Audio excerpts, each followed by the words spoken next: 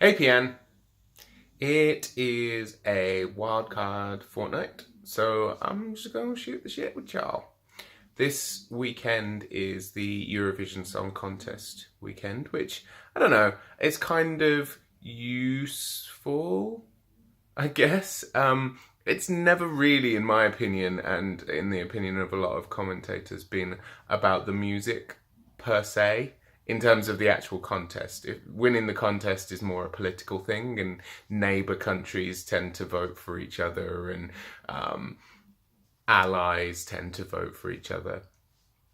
But on the topic of allies, the really interesting thing that has happened recently is that China, while showing coverage of the Eurovision Song Contest, applied some censorship, shall we say. So they blurred out a rainbow flag and didn't show some dance routines that were a little bit more kind of, let's say, non-heteronormative. Which obviously is not in the spirit of the contest. If you're not familiar with the Eurovision Song Contest, it's the biggest, campest, all singing, all dancing, quite literally, celebration of all things diverse. The winner, I forget which year it was, I think it might have been 2015, Conchita Wurst was a transgendered person. They sang in a dress and a beard, and it was fantastic and really enlightening. And yeah, China doesn't agree with that, and now China doesn't have the rights to show the contest, which I thought was a really strong win for diversity in the world space.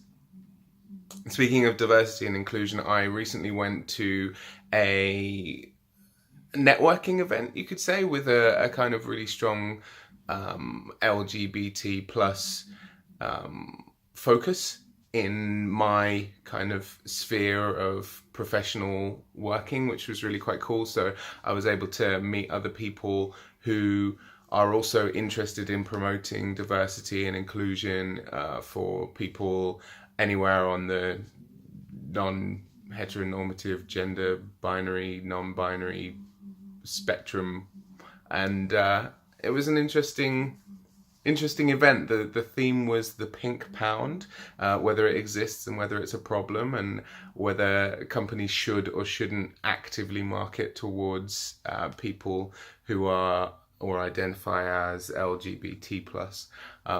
Fascinating talk. Some really important questions were asked, and I'm not sure that the answers were necessarily given, but the fact that those questions are being asked and that the conversations are happening is a good start.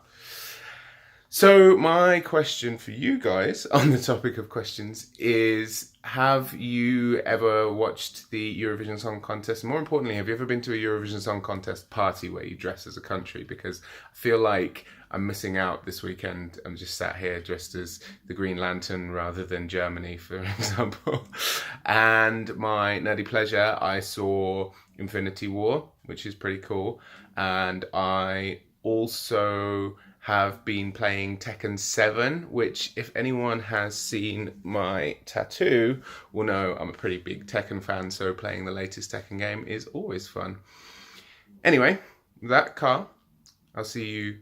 I don't know what I'm doing. This is premature piece. Carl, I'll see you on Tuesday. The rest of you guys, peace out.